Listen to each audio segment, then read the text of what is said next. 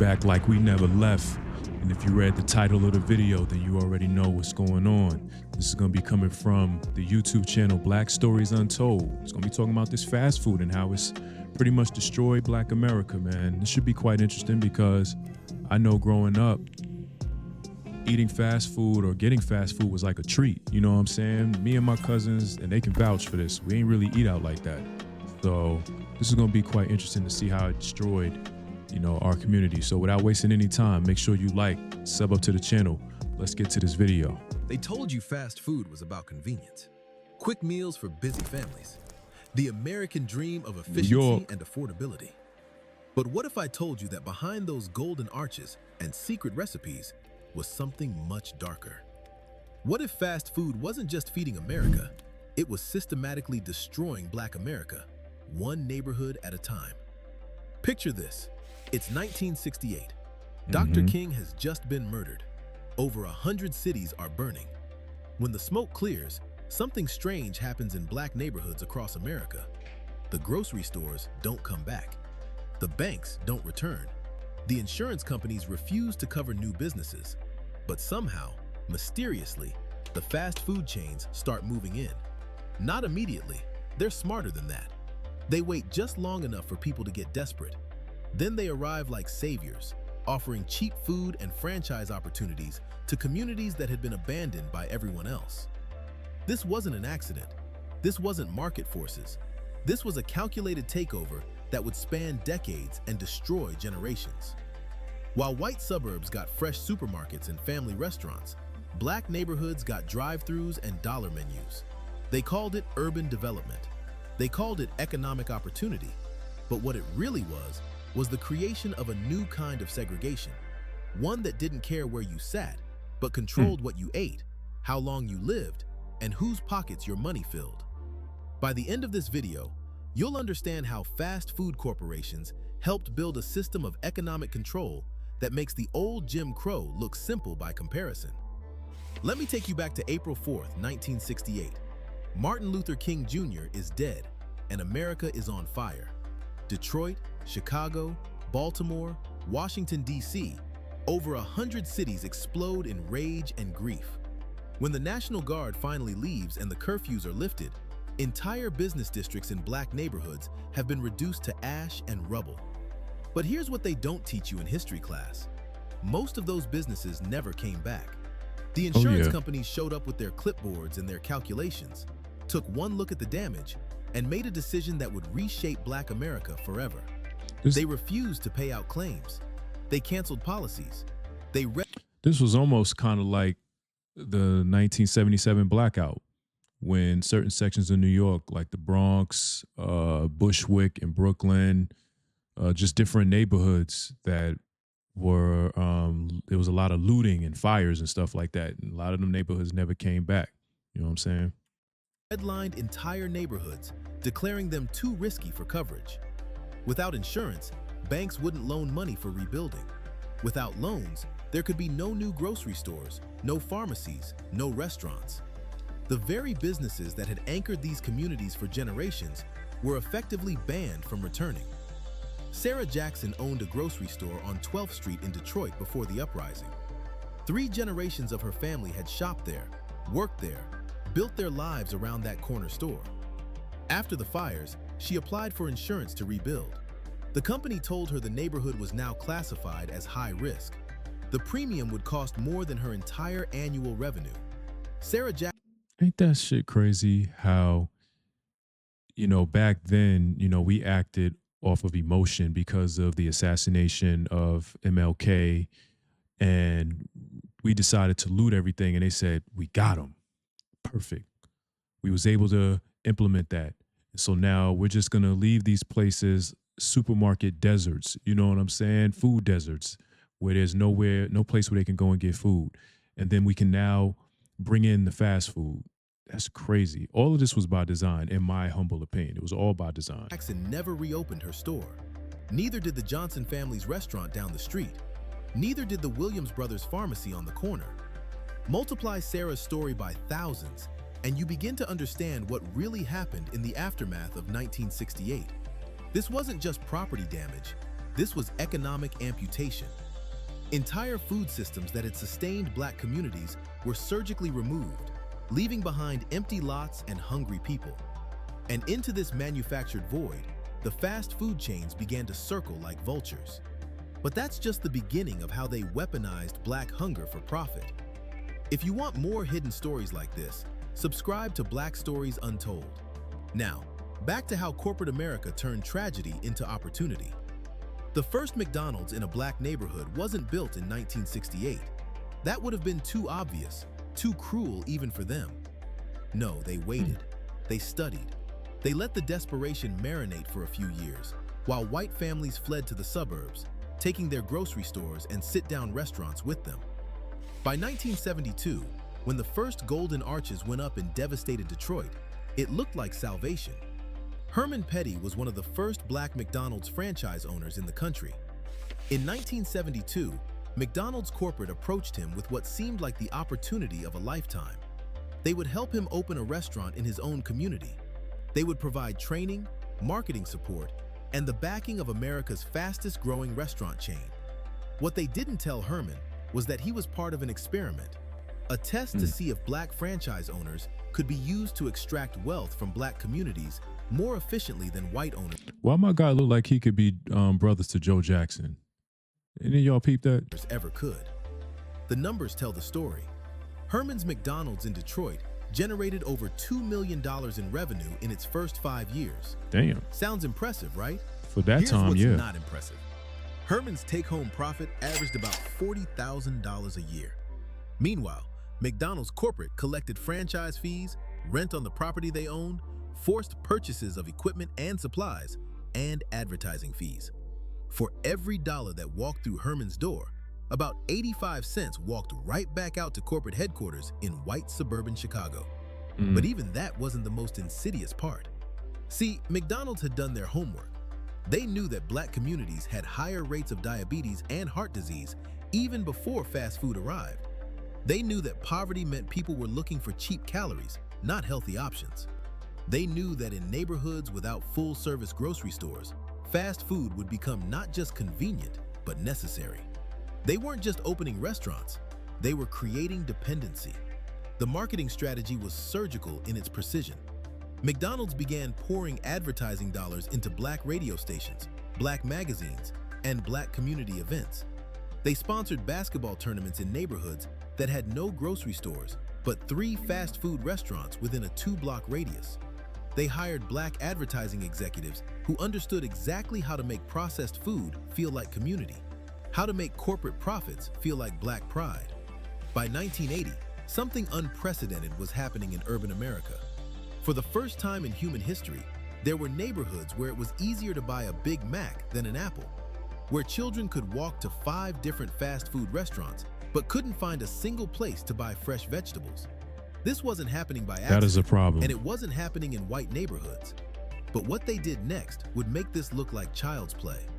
The 1980s was when fast food corporations stopped pretending they cared about nutrition and went full predator.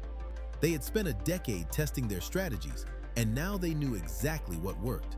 The crack epidemic was devastating black communities, unemployment was skyrocketing, and Reagan was cutting food assistance programs. Families that were already struggling now faced even deeper poverty, and the fast food industry saw opportunity. KFC launched a marketing campaign specifically targeting what they called urban consumers.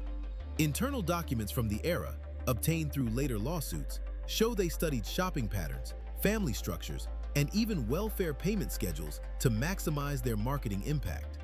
They learned that many families received I ain't gonna lie to you. I had KFC about a couple of weeks ago, and I'm not gonna lie to you, that biscuit was so damn good. Like, they biscuits are better than Popeyes. I'm sorry. Popeyes is a hit or miss. That thick ass brick biscuit, you mess around and choke on that joint.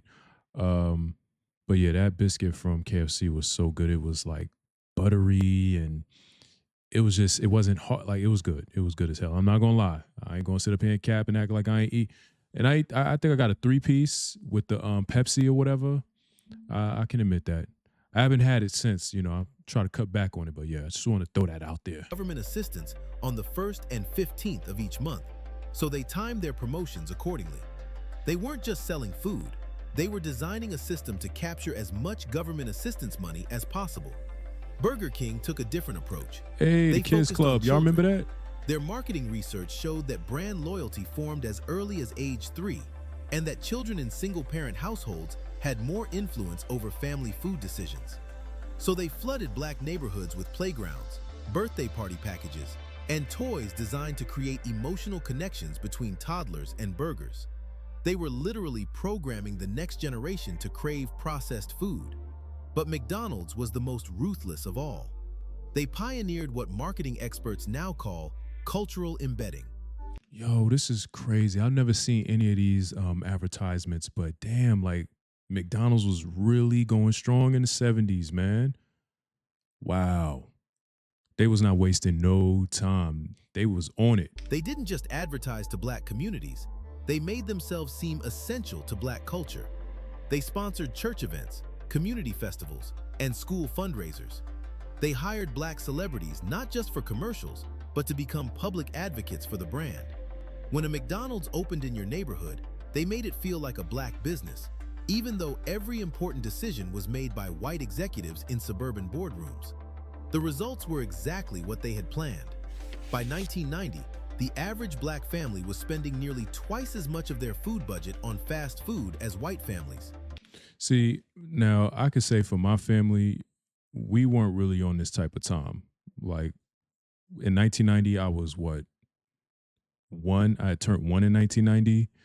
My grandmother and great grandmother, they weren't really with that eating out stuff. Like we might do, they might do like White Castle or something like that, but they was cooking at home. My great grandmother, both my great grandmothers actually were chefs.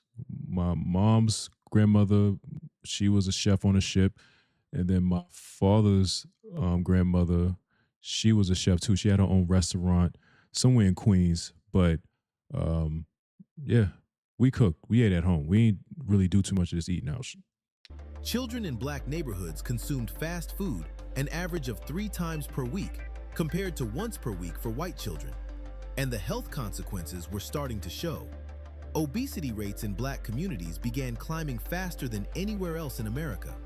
Type 2 diabetes, once rare in children, started appearing in Black kids as young as 10 years old. Keep watching, because what comes next will blow your mind. The corporations had their hooks in, but they still faced one problem: competition from the few remaining Black-owned restaurants and corner stores that had survived the economic devastation. These local businesses knew their customers personally, extended credit during hard times, and kept their profits circulating within the community. They represented everything fast food chains were trying to destroy: local ownership, community connection, and economic self-determination. So the chains declared war. Not openly, of course. They called it market expansion. McDonald's, Burger King, KFC, and Taco Bell began a strategy of aggressive clustering. Whenever they identified a Black-owned restaurant that was doing well, they would open a franchise directly across the street or next door. They could afford to operate at a loss for months or even years. Their suburban locations subsidized the losses. But a family-owned restaurant couldn't compete with a corporation willing to lose money just to drive them out of business. Take the case of Williams Family Restaurant in Baltimore. For 23 years, the Williams family had served their neighborhood soul food, hired local teenagers, and supported community events. In 1985, McDonald's opened directly across the street. Within 6 months, a KFC opened next door. The Williams family watched their customer base evaporate as people chose convenience and lower prices over community connection. Within 2 years, Williams Family Restaurant was forced to close. This pattern repeated in city after city, neighborhood after neighborhood. Local restaurants that had survived urban renewal, white flight, and economic disinvestment finally succumbed to corporate warfare. And with each closure, another piece of Black economic independence died. But the fast food industry wasn't satisfied with just controlling where people ate. They wanted to control the entire food landscape. They began lobbying city councils to change zoning laws in their favor. They pushed for restrictions on street vendors and food trucks that might offer healthier options. They fought against proposals for new supermarkets, claiming the neighborhoods couldn't support both fast food and grocery stores. Ain't it crazy how they just play in your face like that? Like they just gonna do it without necessarily verbally telling you. It's just like, oh, we just gonna put some fast food joints right here next to this mom and pop business. We don't care. We don't care that we going, lose profit. We ain't going, hit our profit margins in the beginning because we're gonna. This is like a slow burn. This is like a slow kill, if you will. You know what I'm saying? To the restaurant, I'm saying. Like, ain't that crazy? In Detroit, documents later revealed through Freedom of Information Act requests show that McDonald's corporate lawyers helped write zoning legislation that made it nearly impossible for full-service grocery stores to open in certain neighborhoods, while making fast food restaurant permits almost automatic. They weren't just opening restaurants, they were rewriting the laws to ensure they would never face real competition again. The most devastating part was how they weaponized Black entrepreneurship against Black communities. The franchise system was designed to look like Black ownership while maintaining white control. Black franchise owners took all the financial risk, worked 80-hour weeks, and faced community backlash when people realized how unhealthy the food was.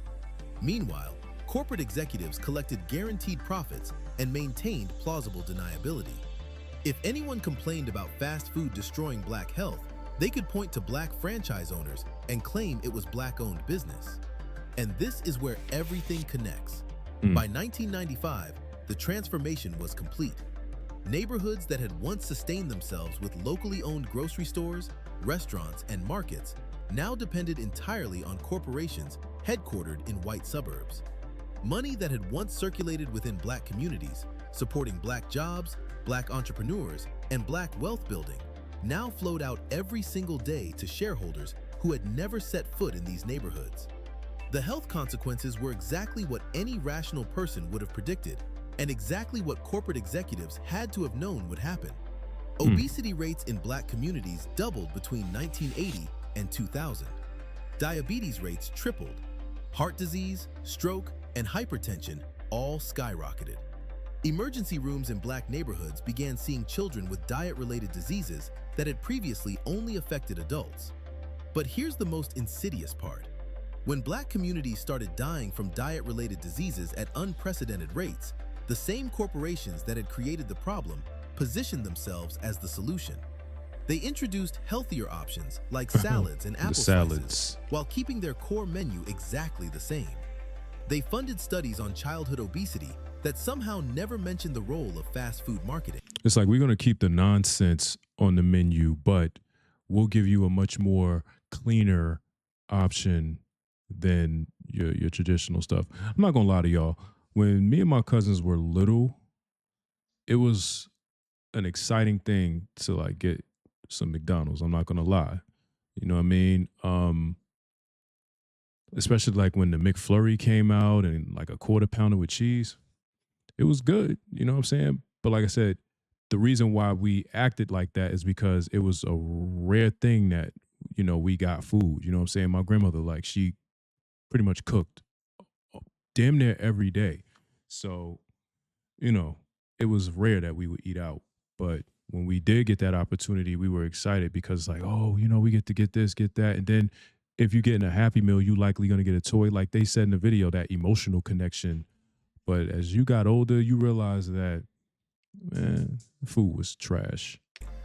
They donated money to Black health organizations, ensuring that criticism would be muted. This wasn't just business. This was systematic extraction. Fast food corporations had figured out how to turn Black poverty into white wealth, Black hunger into corporate profits, and Black death into shareholder dividends. They had created a system more efficient than slavery at extracting value from Black bodies. Slaveholders at least had to keep their property alive and healthy. Fast food corporations could work their consumers to death and simply find new ones. The numbers are staggering when you see them all together. Between 1970 and 2000, an estimated $400 billion flowed out of Black communities and into fast food corporate coffers. That's money that could have built Black-owned grocery stores, funded Black restaurants, supported Black farmers, and created generational wealth for Black families. Instead, It built mansions in white suburbs for executives who viewed black customers as nothing more than profit centers. And the most tragic part? It worked so well that other industries started copying the model. Payday loan companies, rent-to-own furniture stores, and predatory cell phone companies all studied what fast food had done and applied the same strategies. Create dependency, extract wealth, blame the victims. This is why fast food became the new Jim Crow. The old system required signs and laws to maintain segregation.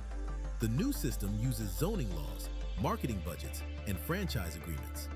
The old system was obviously racist and eventually faced resistance. The new system hides behind black faces and claims to be providing opportunity. The old system lasted about 90 years. The new system has been running for over 50 years and shows no signs of stopping. Today, a black child born in urban America can expect to live 7 years less than a white child born in the suburbs. Much of that difference comes down to diet-related diseases that barely existed in black communities before fast food corporations targeted them for systematic exploitation. Every day, about 300 black Americans die from preventable diet-related illnesses. That's a 9/11 every 10 days, caused by a food system designed to prioritize corporate profits over human life. But black communities are fighting back. Food justice activists are creating urban farms, cooperative grocery stores, and community kitchens. They're demanding that cities limit fast food density and require corporations to pay living wages. They're teaching children to grow their own food and cook their own meals. Good. They're rebuilding the food sovereignty that was stolen from their grandparents. The corporations are scared. They're spending millions on lobbying and public relations to maintain their stranglehold on black neighborhoods. They know that if black communities break free from their control, the entire system of extraction collapses. That's why they fight so hard against every urban farm, every cooperative grocery store, every effort to rebuild local food systems. The story of how fast food destroyed black America isn't over. It's being written right now, in every neighborhood where people are choosing community over convenience, health over habit, and liberation over corporate control. The question is, which side of that story will you be on? If you want more stories about... That's going to be the end of the video. Well, I know what side I'm on. I'm definitely on the side of us growing our own food and just being more healthy as far as what we choose to eat, because they try to make it seem like all of these external things are the most important things on this earth. No, man. Your body is the most precious thing that your spirit is occupying. So you got to take care of it. Your body's like a car. You got to take care of it. You got to provide it fuel, good fuel, not no junk. You know what I'm saying? If you want to live a long, healthy life. And that's a problem in Black America. America as a whole has a diet problem. You know what I'm saying? My pops, he's a type 1 diabetic. And I've seen what, comes with that. You know what I'm saying? Firsthand. And so, I would even go as far as to say even the supermarkets are putting low grade food in there to keep people sick. You know what I'm saying? Like the milk and the cheese and certain, meat products and stuff like that. They've even got, they've even kind of like infiltrated that too now, supermarkets and stuff like that and local grocers and stuff. So we really got to get back to growing our own foods and getting our agricultural skill set a lot higher. Forget all this other stuff, this external stuff, driving fast cars and all that. I mean, that's cool, but we got to be healthy. We need to know how to grow our own foods. That's what kids need to learn how to do. So, yeah. But y'all let me know down in the comments what y'all think about this. And if you were one of those kids that was fortunate to, eat a lot of fast food growing up, like I said, I had my moments, you know what I'm saying? Get a Happy Meal here, kids meal there, McFlurry, quarter pounders, things like that. But I'm familiar with both. I know what a good home cooked meal is, you know what I'm saying? And I would prefer that. But y'all get down in the comments. Y'all let me know what it was like growing up for you. If you got to have both or you more so had home cooked meals. I'm gonna make sure I link this video in the description. So if you want to go check out some more of his videos, you'll be welcome to do so. If you made it this far into this video, like I always say, I appreciate y'all. It means a lot to me that y'all be watching my videos. You know what I'm saying? I'm actually doing this on my break at work. You feel me? So make sure you like, sub to the channel, all that good jazz. It's your boy Robbie, and until the next video, we out.